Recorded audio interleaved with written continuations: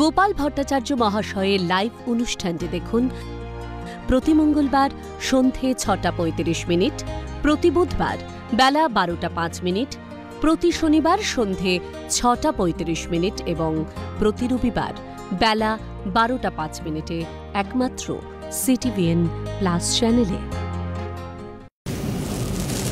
স্বাগতম।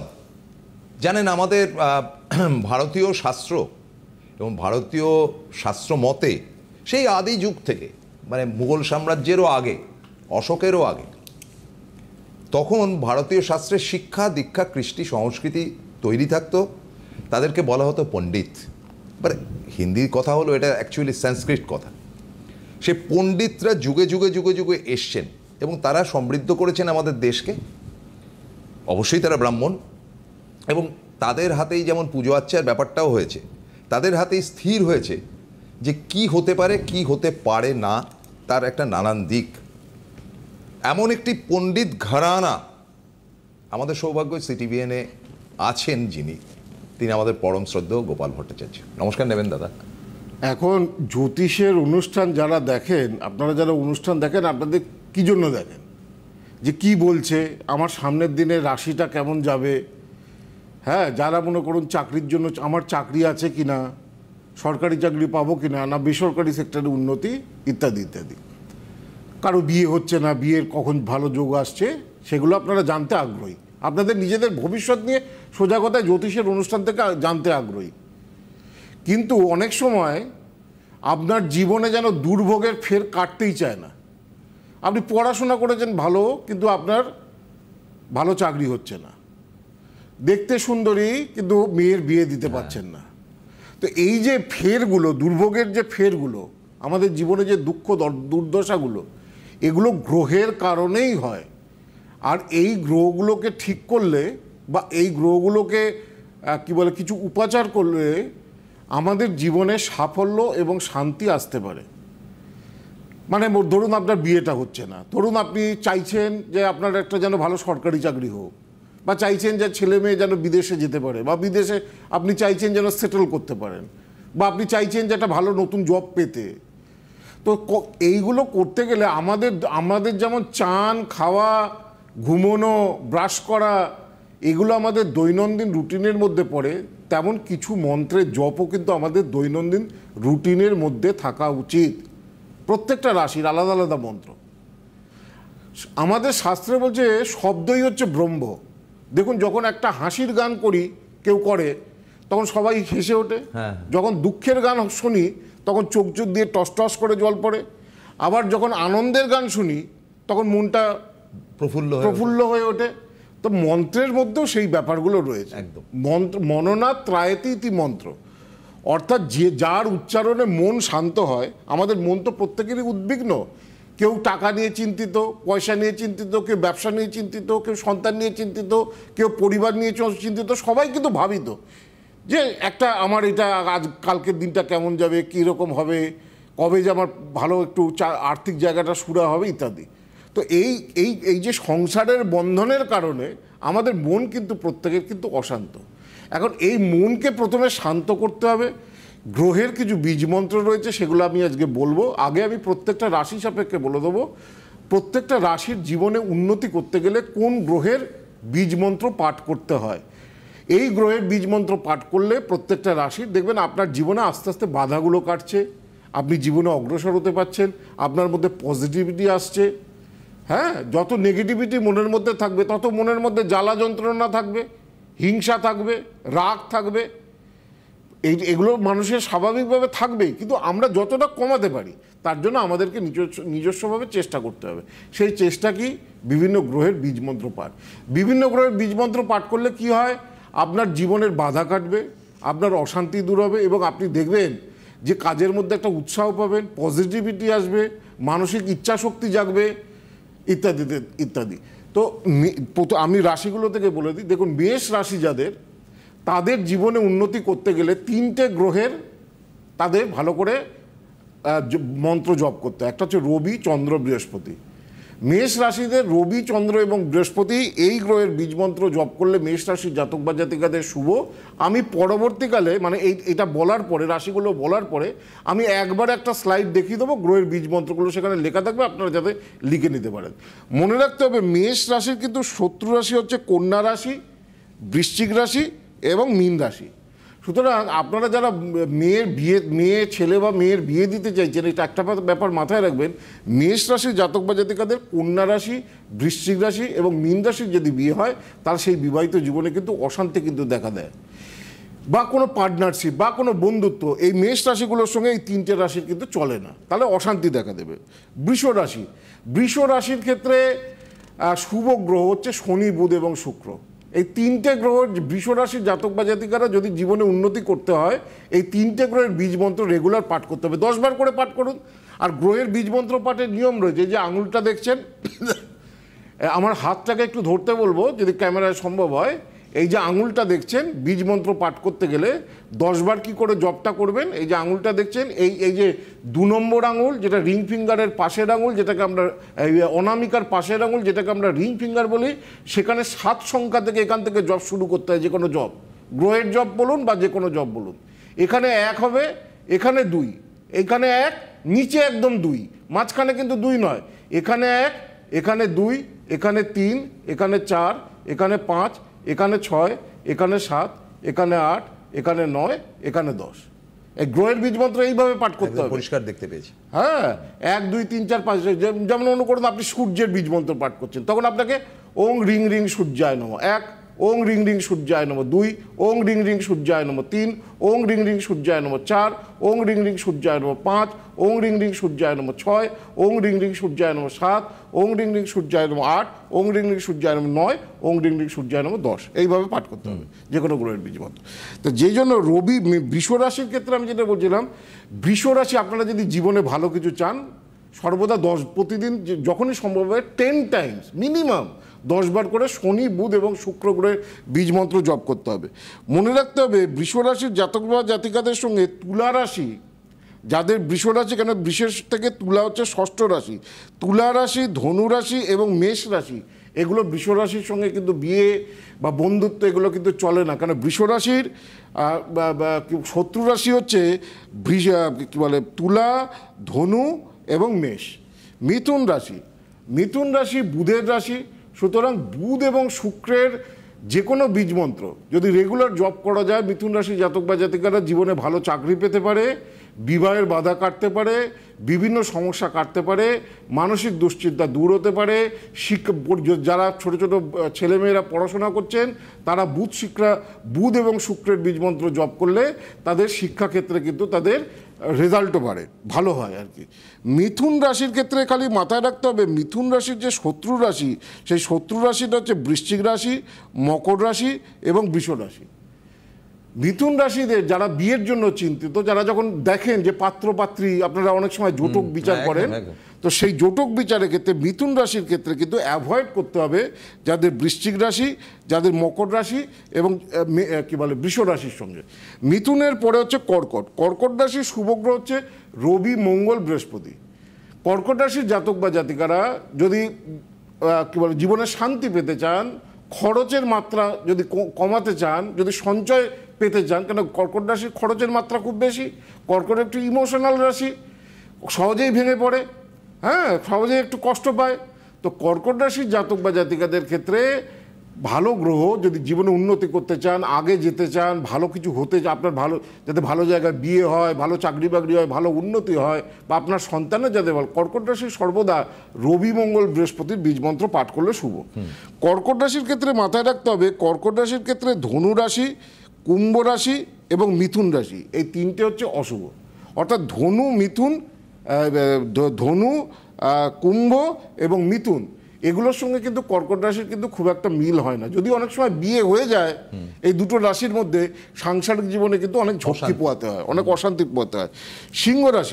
সিংহ রাশির ক্ষেত্রে সর্বাধিক শুভ গ্রহ হচ্ছে সে এগেইন রবি, মঙ্গল এবং বৃহস্পতি। রবি সিংহ রাশির রাশিপতি, মঙ্গল এবং বৃহস্পতি হচ্ছে সিংহ রাশির ক্ষেত্রে শুভ। সুতরাং সিংহ রাশির জাতক বা সিংহ একটু মানে নিজস্ব মতে বিশ্বাসী রাশি, সিংহকে আমি বলি অ্যারিস্টোক্রেট রাশি, সিংহের উচ্চাকাঙ্ক্ষা ভালো থাকে এবং সিংহের সবসময় নেতৃত্বের দাপুটে নেতৃত্বের প্রবণতা থাকে। তো সিংহ রাশির জাতক বা জাতিকাদের যদি জীবনে ভালো কিছু করতে হয়, পরিবারের জন্য যদি ভালো কিছু করতে হয়, তাহলে রবি, মঙ্গল এবং বৃহস্পতির বীজ মন্ত্র যদি রেগুলার 10 বার, অনেকের সময় নেই, আরে চান করতে করতে একটু যদি 10 বার করে আমরা করতে পারি রেগুলার, দেখুন এটা যদি প্র্যাকটিসের মধ্যে আনতে পারি আমাদের জীবনে অনেক ভালো হতে পারে। সিংহ রাশির ক্ষেত্রে কিন্তু শত্রু রাশি, এটা মাথায় রাখতে হবে যে সিংহ রাশির ক্ষেত্রে শত্রু রাশি হচ্ছে কি বলে 1, 2, 3, 4, 5, 6 মকর রাশি, মীন রাশি এবং কর্কট রাশি। সিংহ রাশির সঙ্গে মকর রাশি, মীন রাশি এবং কর্কট রাশির মিল হয় না, বন্ধুত্ব হয় না, পার্টনারশিপ ব্যবসাও চলে না এই শত্রু রাশিগুলোর সঙ্গে। নাহলে দেখা যায় পার্টনারশিপ ব্যবসা করতে করতে পার্টনার পথে বসিয়ে ধোকা দিয়ে বেরিয়ে চলে যাবে। তো এইটা গেল, আমি বললাম যে এইটা গেল আমি সিংহ রাশি। কন্যা, কন্যার রাশির অধিপতি হচ্ছে বুধ, সুতরাং কন্যার সব থেকে শুভ গ্রহ সেটা হচ্ছে বুধ এবং শুক্র। বুধ এবং শুক্রের যদি বীজমন্ত্র কন্যা রাশির জাতক বা জাতিকারা যদি রেগুলার যদি নিয়মিতভাবে জপ করতে পারে, কন্যা রাশির জাতক বা জাতিকাদের জীবনে অনেক সফলতা আসে।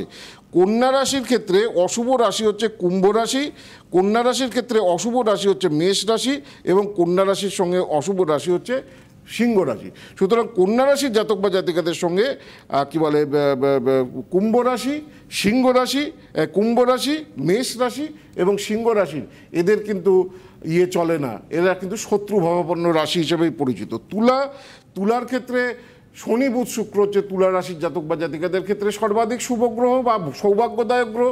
সুতরাং তুলা রাশির জাতক বা জাতিকারা শনিবার পালন করা, শনি, বুধ, শুক্রের মন্ত্র পাঠ করা, সেগুলো কিন্তু তাদের ক্ষেত্রে শুভ হয়। তুলা রাশির জাতক বা জাতিকাদের ক্ষেত্রে বিরুদ্ধ রাশি বা শত্রু রাশি হচ্ছে মীন রাশি, বৃষ রাশি এবং কন্যা রাশি। মীন, বৃষ এবং কন্যা এই 3টে রাশির সঙ্গে কিন্তু তুলা রাশির কিন্তু মিল হয় না। আমার মনে হয় ফোনে কেউ আছে, দেখে নিয়ে তারপর আমি আলোচনা। হ্যালো হ্যালো, নমস্কার। হ্যাঁ নমস্কার, বলুন। হ্যাঁ স্যার, হ্যাঁ আমি আমার জামাইয়ের সম্পর্কে একটু জানতে চাই। তার আগে বলি আমি আপনার বড় ফ্যান স্যার। আমি আপনার কাছে আমার ছেলের জন্য এর আগে গিয়েছিলাম, তো ছেলে চাকরির জন্য গেছিলাম তো হয়েছে, প্লাস বিয়ের জন্য গেছিলাম তাও হয়েছে। আপনাকে ছাড়া আমি আর কি মানে কি বলবো, আপনাকে আমি অনেক উঁচুতে, আপনার স্থান আমার কাছে অনেক উঁচুতে। তো হ্যাঁ, তো আমার জামাইয়ের নামটা কি বলবো স্যার? বলুন বলুন। আচ্ছা, Abhishek Bhattacharya. Date of birth? হ্যাঁ 9 মার্চ 1990। 9 মার্চ 1990। সময়? হ্যাঁ সময় 2:15 PM। 2:15 PM। কোথায় জন্মস্থান? আর ও জন্মস্থান মেদিনীপুর। হ্যাঁ বেশ, চন্দ্রকোনা। বুঝতে পেরেছি, মেদিনীপুর। শুক্রবার জন্মবার, কর্কট লগ্ন, সিংহ রাশি, মঘা নক্ষত্র, রাক্ষসগণে জন্ম। এইটা হচ্ছে জন্মছক বা হরস্কোপ। লগ্ন পুষ্যা নক্ষত্রে রয়েছে। হ্যাঁ, লগ্ন দেখুন সবই ঠিক আছে, জামাইয়ের এমনি ছক ভালো, লগ্ন পুষ্যা, রবি পূর্ব ভাদ্রপদ, এগুলো সবই একটা জন্মছকে এই নক্ষত্রগুলো ভালো, মানে ছেলে ভালো হয়, হায়ার এডুকেশন, উচ্চশিক্ষিত হয়। কিন্তু মেন ব্যাপার হচ্ছে আপনার জামাইয়ের বর্তমানে যেহেতু সিংহ রাশি, শনির 7.5 প্রবল, এই শনির ঢাইয়ার একটা নেগেটিভ এফেক্ট কিন্তু চলছে।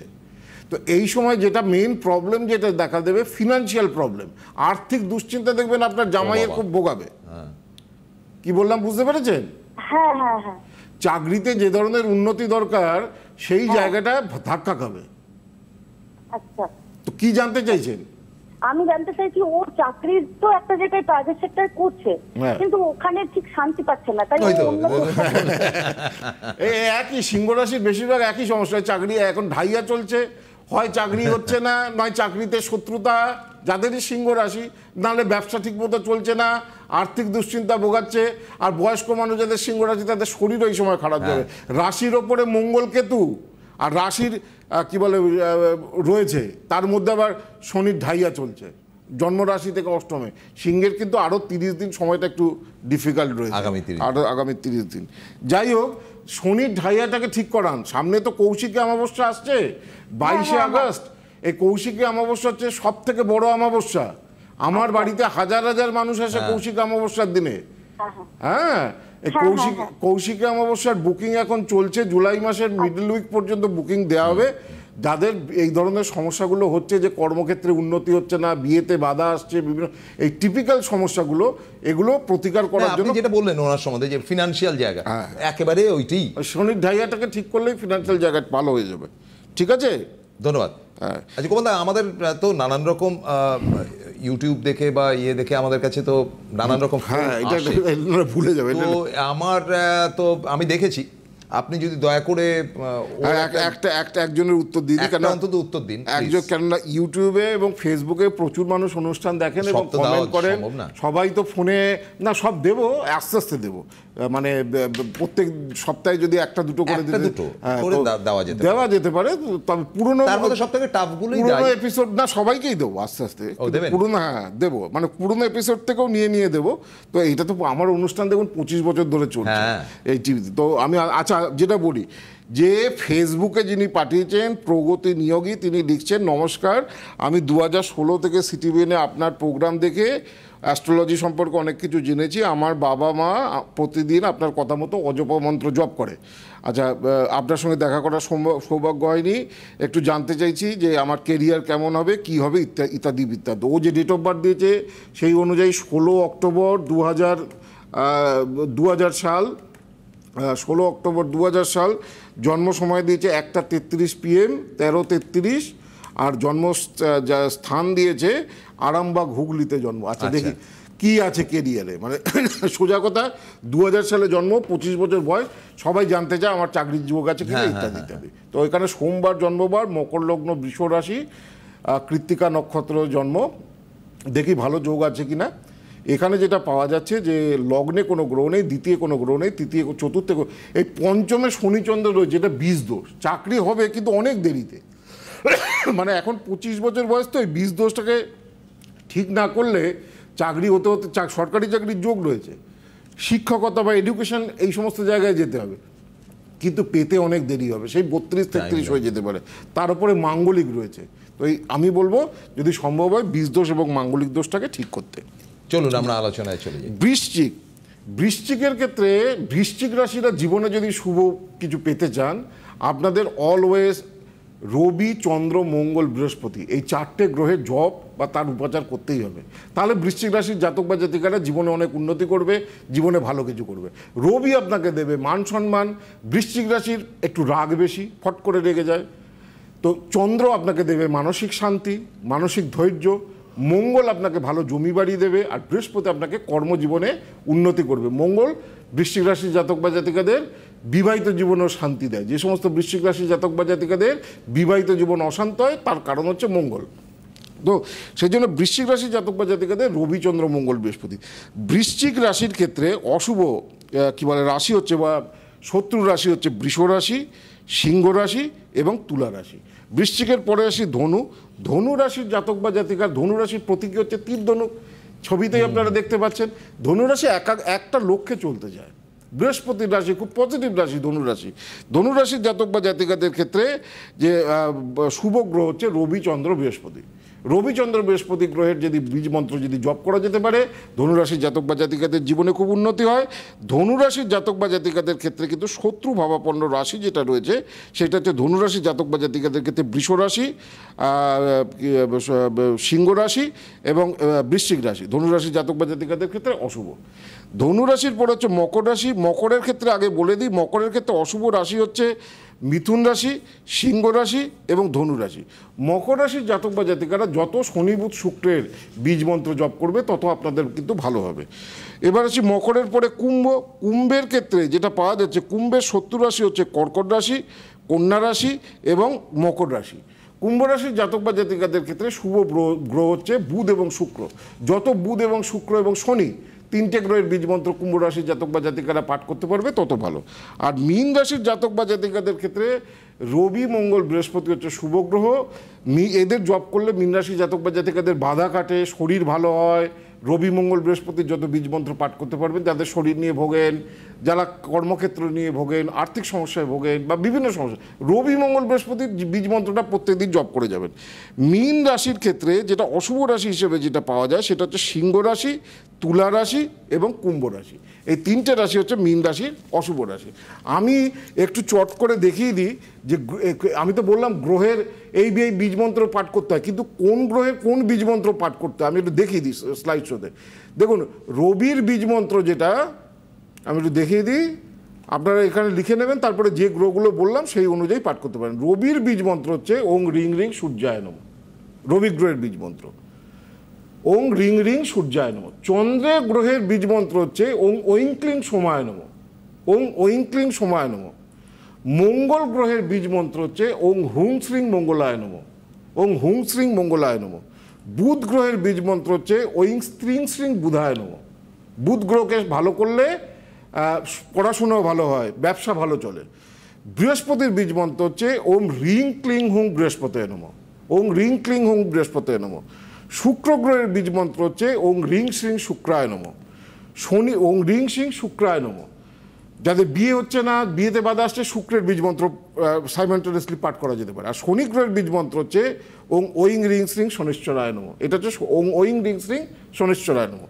আর যারা বাজে সম্পর্ক বা নেশায় আসক্ত বা যাদের টাকা থাকে না, প্রচুর ব্যয় হয়ে যায়, তারা সবসময় রাহুর বীজ মন্ত্র উচ্চারণ করবেন 10 বার করে প্রত্যেক দিন, ওং ওইং রিং রাহবে নমঃ। আর যাদের প্রচণ্ড গুপ্ত শত্রুতা, পাড়া প্রতিবেশী সব শত্রু, পরিবারের লোকেদের শত্রু, আত্মীয় স্বজন শত্রুতা করতে ছাড়ে না এবং কোনো মানে রোগ পিছু ছাড়তে চায় না, তারা অলওয়েজ কেতুর বীজ মন্ত্র পাঠ করবেন, ওং রিং ওইং কেতবে নমঃ, ওং রিং ওইং কেতবে নমঃ। তো এই হচ্ছে গ্রহের আমি ডিটেলস বলে দিলাম রাশিগুলো সাপেক্ষে। এরপরে যেটা আপনারা ফেসবুক তো ওয়াচ করছেনই, ইউটিউবও ওয়াচ করছেন, কিন্তু ব্যাপারটা কি আমাদের এখানে তো সময় লিমিটেড, ইনি অত্যন্ত সমৃদ্ধশালী চরিত্র, তো এর কাছে আমরা যেতেই পারি এবং যেতে গেলে কিন্তু আপনাদের কি করতে হবে আমি একটু বলে দিই গোপালদা।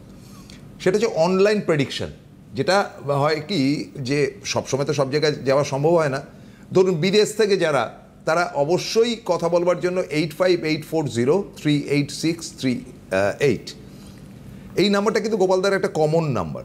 দক্ষিণ কলকাতা গড়িয়াহাট চারমাথা ক্রসিং যশোদা ভবনের প্রতি সপ্তাহে 9007935831, 9007937631। বারাসাত ডাকবাংলো মোড় ও বর্ধমান রেল স্টেশনের সন্নিকটের চেম্বারের বুকিং নাম্বার হচ্ছে কি 8584038640 এবং 033355712223। দুর্গাপুরের বেনাচিতিতে প্রত্যেক সপ্তাহে বসেন 9748749041, 8584038636। এছাড়া মেদিনীপুর, বহরমপুর, গৌহাটি, বর্ধমান, শিলিগুড়ি, কৃষ্ণনগর, হলদিয়া, আগরতলা, দিল্লি, ব্যাঙ্গালোর, কোচবিহার, শিলচর, মালদা, পুরুলিয়া। আর বম্বেতে কবে যাবেন সেটা আমরা আগামী দিন বলে দেবো। আর এখন যারা যে চেম্বারেই দেখেন না কেন, এই দক্ষিণাবর্ত শাঙ্খ, এই শাঁখের মানে প্রভাব যারা বাড়িতে রাখেন তারাই বোঝেন। এটাকে লক্ষ্মী শঙ্খ বলা হয়, ভগবান বিষ্ণুর হাতে থাকে, ভেরি রেয়ার শঙ্খ। বাড়িতে রাখলে সমস্ত নেগেটিভিটি চলে যায়, আর্থিক উন্নতি হয়, সমস্ত বাধা কাটে। এই যে এত বড় দেখুন, আমার পুরো এক হাতের থেকেও বড় এই স্ট্যান্ড সমেত এই দক্ষিণাবর্ত শঙ্খটা এখন কিন্তু আপনাদের দেয়া হচ্ছে ফ্রি, সম্পূর্ণ উপহার হিসাবে। সেটা অনলাইনে দেখ, সে আপনারা এরকম বাঁধিয়েও নিতে পারেন, মানে আমার বাড়িতে এরকম বাঁধানো রয়েছে রূপো দিয়ে, বা অথবা শুধুও রাখা যায় এইভাবে। এর মধ্যে নিয়ম আছে, কি নিয়মে প্রতিষ্ঠা করবেন তার জন্য আমার লেখা আছে, সেটা দিয়ে দেওয়া হচ্ছে। যে চেম্বারেই দেখান না কেন আপনারা এই দক্ষিণাবর্ত শঙ্খটা এখন উপহার হিসাবে পাবেন। আর আবার বলি, Kaushiki Amavasya 22শে August, very important অমাবস্যা। এই অমাবস্যা গ্রহ প্রতিকার কখনো বৃথা হয় না, আমার গ্যারেন্টি। তো কৌশিকী অমাবস্যা কিন্তু আর বেশি দিন দেরি নেই, মাত্র আর 2 মাসের মতো রয়েছে। কিন্তু আমাদের আগে থেকেই প্রচুর লোক আসে আগে থেকে। 2nd উইক অফ জুলাই পর্যন্ত কিন্তু সমস্ত চেম্বারে কৌশিকী অমাবস্যা উপলক্ষে বুকিং নেওয়া হবে। থ্যাংক ইউ ভেরি মাচ গোপালদা। আজকের মতো শেষ করতে হচ্ছে, কিন্তু গোপালদা তো আমাদের নিয়মিত আসবেন এবং গোপালদা না আসলে আমাদেরই বা চলবে কি করে। থ্যাংক ইউ, নমস্কার। গোপাল ভট্টাচার্য মহাশয়ের লাইভ অনুষ্ঠানটি দেখুন প্রতি মঙ্গলবার সন্ধে 6টা 35 মিনিট, প্রতি বুধবার বেলা 12টা 5 মিনিট, প্রতি শনিবার সন্ধে 6:35 এবং প্রতি রবিবার বেলা 12:05 একমাত্র CTVN+ চ্যানেলে।